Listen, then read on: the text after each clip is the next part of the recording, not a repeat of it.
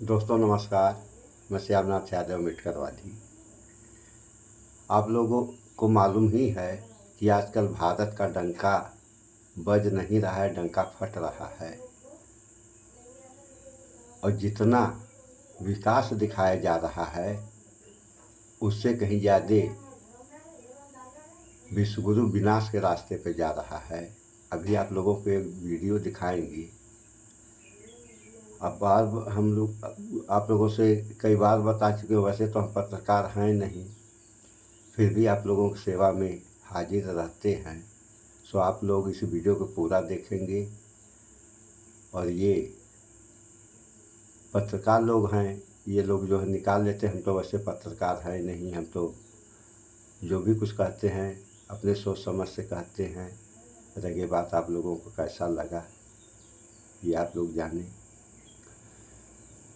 तो दो प्रकार के, वैसे तो प्रकार तीन होता है, चार होता है, दो होता है, एक होता है, लेकिन यहाँ अच्छाई और बुराई से बात की जाएगी तो बात अच्छाई से होना चाहिए, क्योंकि यह देश है और 140 करोड़ आबादी का देश है।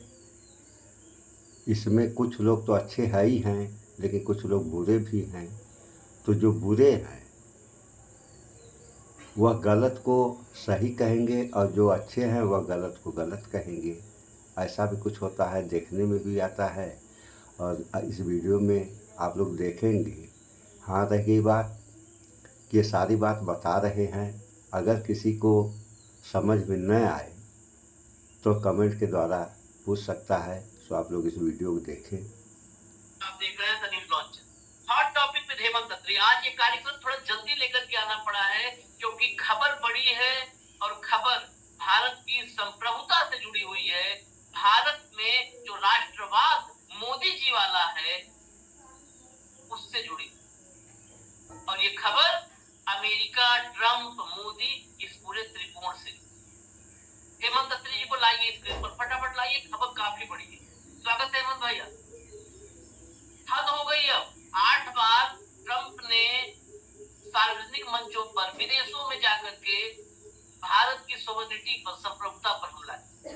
जब जब ट्रंप ने कहा कि मैंने करवाया सीज फायर, मैंने ट्रेड की धमकी देकर के सीज फायर करवाया, तब तब भारत की संप्रभुता पर हमला था। पर पाकिस्तान की संप्रभुता से हमें मतलब नहीं, वो भिखारी, उससे हम क्यों उसके बारे में चर्चा। भारत की संप्रभुता पर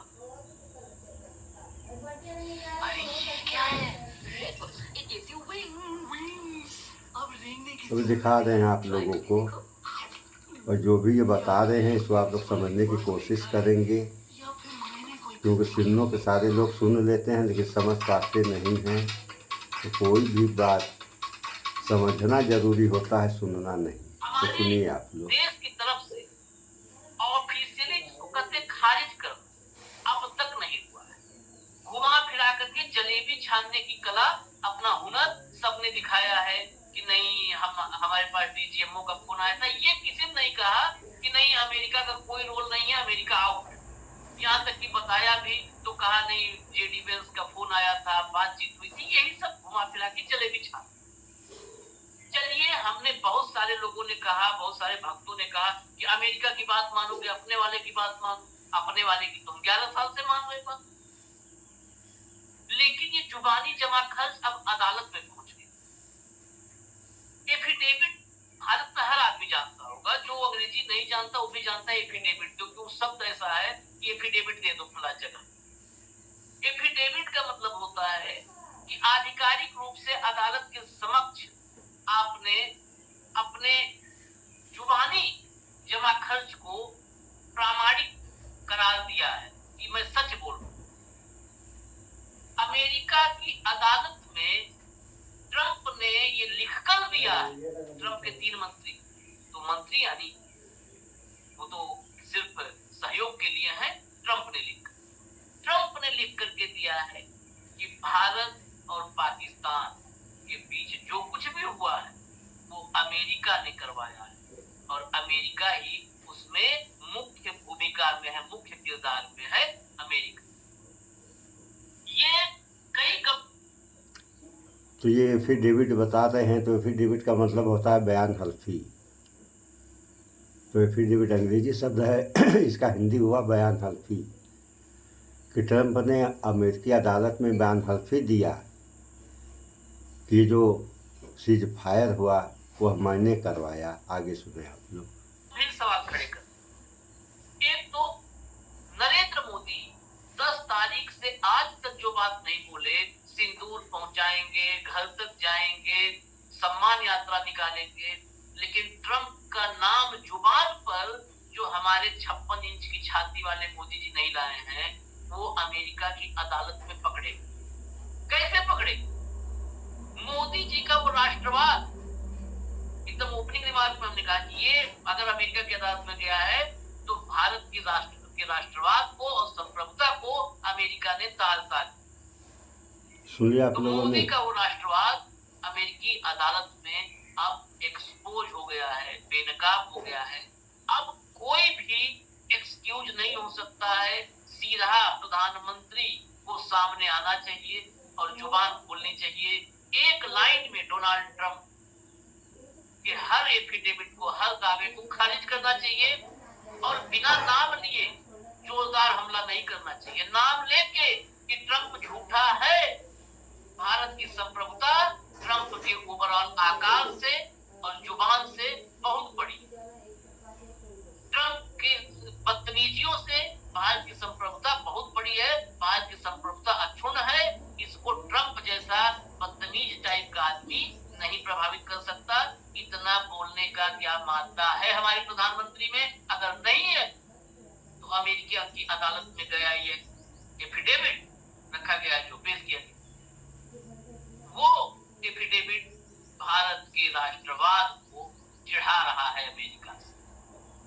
और मोदी जी और उनका ये पूरा इकोसिस्टम जो सर्वनिरपेक्ष आप करते हो, हम तो बेसर्मी का अमृतकाल करते हो, ये पूरा का पूरा सरेंडर हो चुका है। हेमंत भाई, खबर मैं एक केवल हेडलाइन दिखा देता हूं, बाकी आप पूरा ब्यौरा दीजिएगा। ये आप देख लीजिए। Trump tariff brought China to table, halted India Pakistan conflict officials tell court, अदालत को बताया है। हटा दीजिए इसको हेमंत भाई। पूरा पहले कुछ भी कोई एनालिसिस नहीं, आज पूरी खबर पहले बता दीजिए आप, खबर ही सबसे पहले पहुंच जाए, वही लोग एनालिसिस कर लें। खबर पहले। भाई नमस्कार आपको, सारे दर्शक साथियों को। देखिए, आज जो कुछ हुआ है वो रिसेंट हिस्ट्री के अंदर किसी भी देश के लिए एक बहुत बड़ा झटका हो सकता है। जो अमेरिका के, जो न्यूयॉर्क में 3 जजों की बेंच है, उसके सामने अमेरिका के 3 मोस्ट पावरफुल मंत्रियों ने लिख के दिया है भारत और पाकिस्तान के बीच में सीज फायर। और वो क्या लिखा है वो मैं कोट अनकोट वर्बेटम आपके दर्शकों को बताऊंगा, ताकि दर्शक अपने आप फैसला करें कि ये हो क्या। आपको पता है अमेरिका के वाणिज्य मंत्री हैं हार्वर्ड लुटविक। उन्होंने इस बेंच के सामने कहा कि दक्षिण एशियाई प्रतिद्वंदियों भारत और पाकिस्तान के बीच अस्थिर युद्ध विराम को राष्ट्रपति की कूटनीति उपकरण के रूप में टैरिफ का उपयोग करने की शक्ति का प्रत्यक्ष प्रमाण है। टैरिफ का प्रयोग किया है भारत और पाकिस्तान का ये करने के लिए, सीज फायर कराने के लिए। अमेरिकी अधिकारियों ने अदालत में दावा किया कि ट्रंप ने इस महीने की शुरुआत में दिल्ली और इस्लामाबाद के बीच युद्ध विराम कराने और नाजुक शांति लाने के लिए अपनी टैरिफ शक्ति का इस्तेमाल किया है, कोट अनकोट।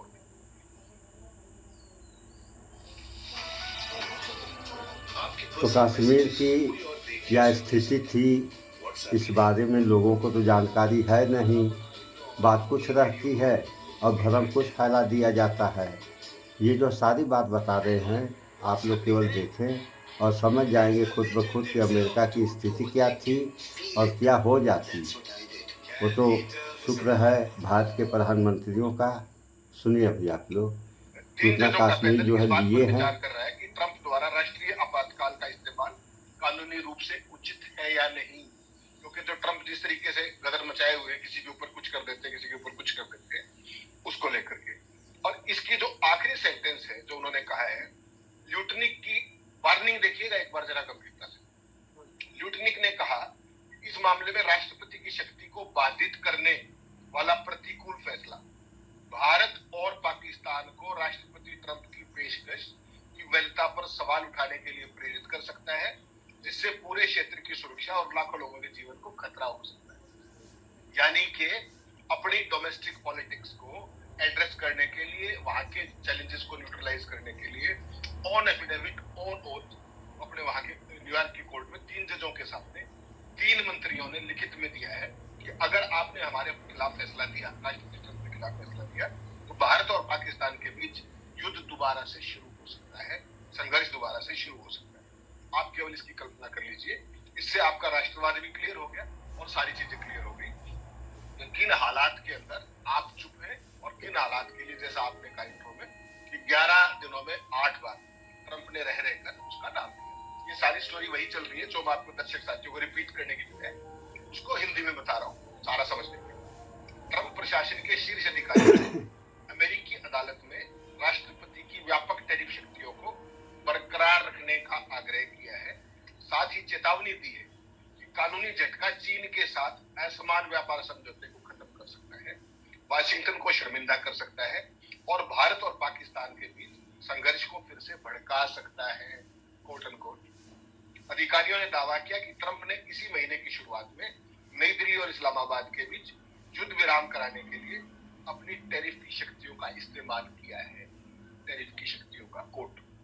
उन्होंने आगे चेतावनी दी कि दर्जनों देशों के साथ व्यापार वार्ता नाजुक स्थिति में बनी हुई है और सौदों को अंतिम रूप देने की जो तारीख है 7 जुलाई, उसकी समय सीमा भी तेजी से नजदीक आ रही है। वाणिज्य सचिव किसने कहा है, याद रखिएगा, सबसे इंपॉर्टेंट वाणिज्य सचिव, जैसा मैंने कहा, हार्वर्ड लुटनिक, ट्रेजरी सेक्रेटरी जो वित्त मंत्री वहां का होता है स्कॉट बेसेंट, और अमेरिकी व्यापार प्रतिनिधि जेमिसन ग्रीन और विदेश मंत्री और राष्ट्रीय सलाहकार मार्को रूबियो ने शुक्रवार को न्यूयॉर्क स्थित अंतर्राष्ट्रीय व्यापार न्यायालय में अपने वक्तव्य प्रस्तुत किए हैं, शपथ पत्र प्रस्तुत किए हैं। ये शपथ पत्र है। ये वक्तव्य अमेरिकी राष्ट्रपति डोनाल्ड ट्रंप के टैरिफ को चुनौती देने वाली छोटी अमेरिकी व्यवसायों के गठबंधन, स्मॉल स्केल इंडस्ट्रीज के गठबंधन द्वारा दायर मुकदमे के जवाब में प्रस्तुत किए गए। अमेरिकन स्मॉल स्केल इंडस्ट्रीज क्या कहते कि ट्रंप पूरी दुनिया में टैरिफ का आतंक मचा करके सारे देश के जो अपनी जो नीतियां हैं, आर्थिक नीतियां हैं, पूरी दुनिया को असुरक्षा में डाल रहे हैं, अस्थिरता में डाल रहे हैं। यानी कि ट्रंप की नीतियां, टैरिफ पॉलिसी जो है, उसको वहीं के जो छोटे व्यवसाय है, स्मॉल स्केल इंडस्ट्री जिसको आप कहते हैं, मीडियम नहीं स्मॉल स्केल, उन्होंने चुनौती दी है इस अदालत। न्यायालय में 3 न्यायाधीशों का पैनल इस पर विचार कर रहा है कि क्या ट्रंप द्वारा टैरिफ का समर्थन करने के लिए राष्ट्रीय आपातकाल का उपयोग करना कानूनी रूप से उचित है या नहीं। नेशनल इमरजेंसी लगा रखी है ना भाई ने, तो वो उचित है या नहीं। लुटनिक ने तर्क दिया कि यदि न्यायालय ट्रंप के अधिकारों को सीमित करता है तो विदेशी समकक्षों के पास सार्थक समझौतों तक पहुंचने के लिए प्रोत्साहन कम हो जाएंगे और यह हमारे लगातार माल व्यापार घाटे की आपात स्थिति को संबोधित करने के लिए सावधानी से तैयार किए गए चीन व्यापार समझौते को नष्ट कर देगा, जो अमेरिका के पक्ष में विषम है। यानी चाइना का भी भय, ट्रेडिशनल राइवल है चाइना व्यापार के हिसाब से, उसका भी भय, भारत का भी जिक्र, ये सारी चीजें अपने आप में क्या कह रही। लुटनिक के अनुसार दक्षिण एशियाई पड़ोसियों के बीच 3 दिवसीय सशस्त्र संघर्ष, भारत और पाकिस्तान की बात कर रहे हैं, 10 मई को तभी समाप्त हुआ जब ट्रंप ने शत्रुता को रोकने के बदले में दोनों देशों को अमेरिका में व्यापार पहुंच का विस्तार करने की पेशकश की। उन्होंने इस समझौते को अस्थिर युद्ध विराम बताया। वाणिज्य सचिव ने भारत पाकिस्तान युद्ध विराम को अमेरिकी राष्ट्रपति के हस्तक्षेप का प्रत्यक्ष प्रमाण बताते हुए कहा कि मित्र और विरोधी दोनों ही राष्ट्रपति की शक्ति पर प्रतिबंध के संकेतों के लिए अमेरिकी न्यायालयों पर नजर रखे हुए हैं। लुटनिक ने कहा इस मामले में राष्ट्रपति की शक्ति को बाधित करने वाला प्रतिकूल फैसला भारत और पाकिस्तान के उपराष्ट्रपति ट्रंप की पेशकश की वैधता पर सवाल उठाने के लिए प्रेरित कर सकता है, एक जिससे पूरे क्षेत्र की सुरक्षा और लाखों लोगों के जीवन को खतरा हो सकता है। इसके अलावा आपको क्या चाहिए? ये तो सब कुछ खोल के रख दिया, जो कुछ हुआ वो सारा हुआ है। अब मोदी जी को बताना है कि सारे की बैकग्राउंड क्या है, सारे की पृष्ठभूमि क्या है, कैसे आगे बढ़े और क्या चीजें। सिंदूर सम्मान यात्रा निकाल दी, बड़ा अच्छा किया। घर घर सिंदूर पहुंच रहे, बहुत अच्छा किया। राष्ट्रवाद की अलग जगह रहे, बहुत अच्छा किया। लेकिन देश की संपूर्णता का क्या होगा, देश की सॉवरेनिटी कहाँ जाएगी? हेमंत भाई, सिंदूर का सम्मान तो बचेगा, सिंदूर का सम्मान मोदी जी के का मोहताज नहीं है, सिंदूर मोदी जी का मोहताज ही नहीं। सुन रहे हैं आप लोग? तो सबका अनुमान अलग अलग होता है। हमारा तो अनुमान है कि कहीं कश्मीर भारत से अब अलग ना हो जाए, और मोदी को शिमला समझौते पर जानकारी लेनी चाहिए, क्योंकि शिमला समझौता ऐसा समझौता है कि ये द्विपक्षीय मामला है, केवल पाकिस्तान और भारत इसको हल करेंगे, और आज के समय अमेरिका इसमें कूद पड़ा है, तो इसका परिणाम भारत के हित में अच्छा नहीं होगा। आगे वीडियो देखें आप मोदी जी लोग। का मोहताज ही नहीं।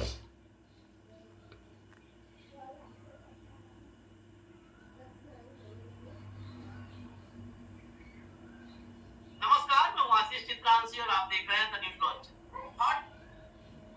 इस्तेमाल किया है टैरिफ की शक्तियों का कोर्ट। उन्होंने आगे चेतावनी दी कि दर्जन हेमंत भाई, मैं इसलिए एग्जाम्पल कोट किया आपसे आपके आने के बाद कि हम दुनिया में कहां खड़े हैं।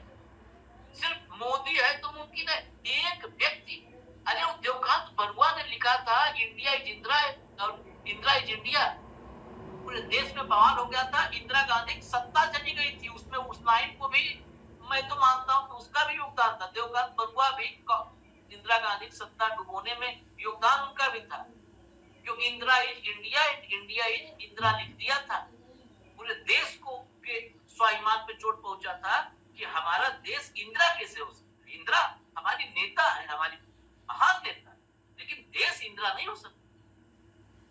आज देश कहा नहीं जा रहा, लेकिन देश की जो हालात हैं, Modi is greater than India and India is lesser than Modi हो चुका। लेकिन हम कौन से भारतीय हैं, हमें क्या तब्दीली आ गई? हम जश्न मना रहे हैं, हम खुश हैं हेमंत भाई। आशीष भाई कुछ और उसके बाद में एक सवाल ये है कि आप नैरेटिव को बहुत तेजी से लूज कर चुके हैं इंटरनेशनली भी और अदरवाइज। और जब प्रधानमंत्री या कोई भी संवैधानिक पद की शपथ लेता है तो सबसे पहला वाक्य होता है मैं देश की संप्रभुता की रक्षा करूंगा, संप्रभुता की रक्षा। और जब अमेरिकी अदालतों के अंदर वहां के टॉप 3 मंत्री ये लिख के थे कि ये फैसला ट्रंप के दबाव के अंदर किया, उसके बाद तो कहने के लिए कुछ बचा नहीं। और यही सवाल जिस दिन आपको याद होगा, जैसे ही ये फैसला आया था, आपको याद होगा 10 तारीख को हम तुरंत लाइव शो किए सारे के सारे 2-3 घंटे। और पहला सवाल हमारा यही था कि ट्रंप ने 5:33 पे ट्वीट कैसे कर दिया, जबकि भारत का विदेश मंत्रालय 6 बजे। और ट्रंप से 2 कदम आगे चले गए थे मार्को रूबियो, जिन्होंने अपने ट्वीट में ये भी लिख दिया था 5 साल इसमें कि भारत और पाकिस्तान बात करेंगे तीसरे देश में, और उसमें कश्मीर का भी जिक्र कर दिया था, अगर आपको याद हो। उसके बाद पाकिस्तान ने किया था, फाइनली फिर हमारे विदेश सचिव ने कर दिया। लेकिन मोदी जी और उनके पूरे इकोसिस्टम ने आज तक किसी सवाल का कोई जवाब नहीं दिया। सिंदूर को लेकर के ऑपरेशन सिंदूर, उसका ट्रेडमार्क और उसकी जिस तरीके से मार्केटिंग कर रही है, देखिए इस सवाल का जवाब तो आपको देर सवेर देना पड़ेगा। और आज कांग्रेस ने इस सवाल को पूछ भी लिया है। यही खबर जिसमें मैं और आप बात कर रहे हैं, ये बाकायदा वहां के कम्युनिकेशन हेड ने बाकायदा ट्वीट करके पूछा है कि प्रधानमंत्री जी अब तो जवाब दे दीजिए, अब तो अमेरिकी अदालत में बात चली गई है कि भारत की सॉवरेनिटी का है, भारत की संप्रभुता का है, भारत के फैसले का। लेकिन मोदी जी की प्राथमिकता कुछ और है। और ये आप लगातार 10 तारीख के बाद आपने ऑब्जर्व कीजिए चीजों को बिटवीन दी लाइन्स, क्योंकि मेरी और आपकी ट्रेनिंग बिटवीन दी लाइन्स है। जो खबर बताई जाती है वो हमारे लिए पीआर है, जो छुपाई जाती है वो खबर। 10 तारीख से लेकर के 12 बजे तक मोदी जी, 10 तारीख की शाम से लेकर के और 12 तारीख की शाम को 8 बजे तक मोदी जी कुछ नहीं हुआ। 8 बजे राष्ट्र के नाम संबोधन तय हुआ नहीं। उससे एंड पहले ट्रंप लाइव आ गए, उन्होंने भी राष्ट्र के नाम संदेश देकर के फिर कह दिया कि हमने कराया है। मोदी जी उस पर चुप रहे अपने राष्ट्र के संबोधन में, और तब से लेकर के आज 28 तारीख है, आज तक मोदी जी ने जवाब नहीं दिया इस बात का। तमाम जगह पे उन्होंने दंगल किए हैं, जब रैलियां की है, रोड शो किए हैं, सब जगह एक तरफा भाषण मोनोलॉग किया है। लेकिन जो आज सवाल है, जो ये सवाल आया है, ये तो है ही है जो अमेरिकी अदालत के अंदर हुआ है, उसके अलावा बहुत सारी चीजें। और वो सारे सवाल, एक तो ये है कि भारत का फैसला पाकिस्तान भारत के बीच में संघर्ष विराम करने का ट्रंप ने कैसे कर दिया, ट्वीट कैसे कर दिया, और हम पीछे कैसे, उसकी शर्तें क्या है, उन्होंने हम पे क्या शर्तें लगाई, हमने क्या शर्तें स्वीकार की, पाकिस्तान के साथ हमारी क्या अंडरस्टैंडिंग, ये सारे सवाल तो बाहर है। इसके अलावा जो भारत में सबसे ज्यादा जो महत्वपूर्ण सवाल है वो ये है कि क्या आज तक मोदी जी पहलगाम में जो नरसंहार में जो मारे गए लोग उनके किसी परिवारजन से मिले हैं क्या आज तक? नहीं मिले। ऑपरेशन सिंदूर के दौरान भी बहुत सारे जवान शहीद हुए हैं बॉर्डर के क्रॉस बॉर्डर फायरिंग में भी हुए, उनमें से किसी से मिलेगा? जवाब है नहीं मिले। पहलगाम में और ऑपरेशन में मारे गए जवानों के प्रति कहीं जाकर के कोई सहानुभूति जताई हो, कोई श्रद्धांजलि दी हो, जाकर के बता दी। शब्द तो आए थे ना, दिल्ली भी गए हैं, बाकी जगह पर भी गए, नहीं गए। उसके अलावा इतने बड़े कांड को लेकर के उन्होंने ऑल पार्टी बुलाई नहीं, जवाब है नहीं बुलाई। उसके बाद संसद का कोई सेशन बुलाया क्या? नहीं बुलाया। उन्होंने क्या किया? उन्होंने सीधा सीधा पूरा रोड शो पे निकल, फोटो शूट पे निकल गए, वीडियो थिएट्रिक्स के लिए, ऑप्टिक्स के लिए आदमपुर पहुंच गए, उसके बाद केरला पहुंच गए, उसके बाद फिल्म इंडस्ट्री में पहुंच गए, तमाम जगह पहुंच गए, मधुबनी पहुंच गए। लेकिन जो असली चीजें हैं, जब कर्नल कुरैशी को आतंकियों की बहन कहने वाला मंत्री आज भी पद पे, सेना को और देशवासियों को मोदी के चरणों में नतमस्तक बताने वाला बरुआ, बीजेपी का बरुआ, वो आज भी अपने पद पर है। तो फिर मोदी जी किस चीज की तो रक्षा कर रहे हैं, और उसी कर्नल सोफिया कुरैशी के परिवार को डीएम का ऑफिस बुलाता है कि मोदी जी के आप रोड शो में आइए, उनसे पूर्व होगा। तो अगर इतना ही वो था तो मोदी जी उतर के मिल लेते, एक बार उनको बुला लेते, उन्हें नहीं किया। तो ऑप्टिक्स इज इम्पोर्टेंट। उसके बाद जितने भी सवाल देश के, सुरक्षा में चूक कैसे हुई, खुफिया एजेंसियों की चूक कैसे हुई, जिम्मेदार कौन है, जवाबदेह कौन है, किसी चीज का कोई जवाब दिया। केवल एक बात का चल रहेगा कि सिंदूर मेरी नसों में है, सिंदूर की मैं सम्मान करूंगा, सिंदूर की मैं रक्षा करूंगा। और जैसा मैंने आपको परसों के शो में इशारा किया, 9 तारीख को जो सरकार का 1 साल पूरा हो रहा है इस बार का, तो इसके बाद पूरा 1 महीने का पूरा अभियान चलाने की बात है सिंदूर की रक्षा की। मेरा सवाल केवल एक मूल सवाल है कि पहले तो देश की रक्षा, देश की संप्रभुता की रक्षा उसकी कर लीजिए। जो दूसरे देशों की अदालतों के अंदर भारत की संप्रभुता में वहां के अगर मंत्री ऑफिशियली एफिडेविट फाइल करेंगे तो हम कहाँ खड़े हैं? केवल इसका जवाब दे दीजिए। उसके बाद जो ये सारे सवाल है देशवासियों के, उसका जवाब दे दीजिए। फिर कुछ बचे तो फिर बाकी रक्षा प्रतिरक्षा जितनी भी चीजें हैं, और वोट भी मांग लीजिए, सवाल वोट भी मांग लीजिए, कोई दिक्कत। लेकिन इन सवालों के जवाब तो आपको देर समय देने पड़ेंगे। पूरी दुनिया में बहुत जबरदस्त किस्म की, एक तो आप आइसोलेट हो गए, वो तो एक अलग पक्ष, आइसोलेशन तो हो ही गई। हालत ये है कि जो काम मोदी 11 साल से डंका बजा के नहीं कर पाए, जो विजय शंकर नहीं कर पाए, उसके लिए ऑल पार्टी के डेलीगेशन जा रहे हैं 33 देशों के अंदर। कैसे कैसे देश, उस पर हमने चर्चा की। तो आपने विश्व गुरु के नाम पर, वर्ल्ड लीडर के नाम पर, 56 इंची के नाम पर इस देश की संप्रभुता को कहां ला करके खड़ा कर दिया है, ये तो देशवासियों को बता दीजिए कम से कम। बाकी सारी चीजें तो होती रहेंगी, आप सम्मान यात्रा निकालिए, आपका काम है, आपको तो ये सब करना आता ही, आप करिए, कोई समस्या नहीं। लेकिन ये बताइए कि अमेरिका के मंत्री कोर्ट में एफिडेविट देके ये कैसे करें कि हमने कराया, ट्रंप ने कराया, टैरिफ के नाम पर कराया, और अगर उनके खिलाफ फैसला आया तो देश की, अमेरिका की स्थिति कमजोर, यानी कि भारत को ब्रोबीट वहां की अमेरिका को ऑन रिकॉर्ड किया जा रहा है, ऑन एफिडेविट किया जा रहा है, ऑन ओथ किया जा रहा है। ये कभी इतिहास में सुना हो तो आप भी बता दीजिए, आप विद्वान आदमी पढ़े लिखे आदमी, बता दीजिए कहीं पर आपने कोई एग्जाम्पल देखा कि हमारी विदेश नीति, हमारी हमारे पड़ोसी देश की नीति, वो कहीं और से सीज फायर तय हो रहा है। अगर आपने ऐसा सुना हो तो बताएं। ऐसा तो काम मेरे को मुझे लगता है कि यूक्रेन भी नहीं करेगा, छोटे से छोटा देश भी। और भारत तो दुनिया का चौथी सबसे बड़ी अर्थव्यवस्था, मोदी जी कहते हैं चौथी सबसे बड़ी सेना है हमारी, 144 करोड़ की आबादी है हमारी। भारत का फैसला भारत में होता है, मोदी जी तो ये भी कहते हैं अमेरिका जाने की जरूरत नहीं, भारत में फैसला होगा। वो तो 11 दिन में 8 बार बता चुका है कि मैंने फैसला कर दिया। तो मोदी जी के लिए ये आने वाले समय में, ये उन्होंने जो अपनी एक कल्ट बनाया था ना विद मीडिया के जरिए, फर्जी जो सारा जो चारण मंडल, जो चरण चुंबक मीडिया बनाया था, उन सब का जो सारे का सारा वो अब ओपनली ध्वस्त हो रहा है। और आशीष जी की चीज इस बार देश पूरे ध्यान से, इसीलिए आपने देखा होगा गंगा यात्रा उतना रिस्पॉन्स नहीं मिला, तब जाकर के आपको अब सिंदूर सम्मान यात्रा निकाल करके अंदर ये नया इवेंट क्रिएट करने की कोशिश करनी पड़ी। लेकिन जो सवाल है वो आज भी वही के वही खड़े हैं, और अमेरिकी अदालत में चल रही कार्रवाई में और ज्यादा एक्सपोज कर दिया है भारत और मोदी की पार्टनर्स को। मेरा क्या हेमंत भाई, सब बातें हम लोगों की सब दुरुस्त है, लेकिन एक बात में थोड़ा सा मैं डिफर करता हूँ कि देश इस बार सब देख रहा है, नहीं देख रहा, देश नहीं देख रहा, क्योंकि हमारे इतना फुर्सत नहीं है ना, देश इतना व्यस्त है, उसके पास फुर्सत नहीं है देश के पास आईपीएल है, देश के पास और दुनिया भर के काम है, देश के पास रील है, देश के पास शॉर्ट्स है, देश के पास इंस्टा है, देश के पास एंटरटेनमेंट है, देश के पास नहीं है टाइम ये सब देखने के लिए। उसकी वजह मैं बता दूं, मैं नॉर्मली सी वोटर और ये चैनलों के सर्वे पे नहीं यकीन करता। एक सर्वे मैं आज ही पढ़ा, सत्य हिंदी ने एक सर्वे छापा, तो कुछ पर थोड़ा सा तो आपको भरोसा करना पड़ता है, क्योंकि हम लोग के तरह से हमसे भी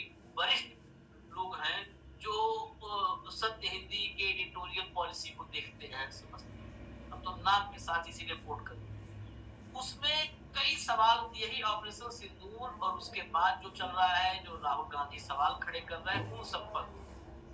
राहुल गांधी जो सवाल खड़े कर रहे हैं उनको मात्र 34% लोग वाजिब मानते, बाकी कहते हैं गैर वाजिब, सवाल नहीं करते।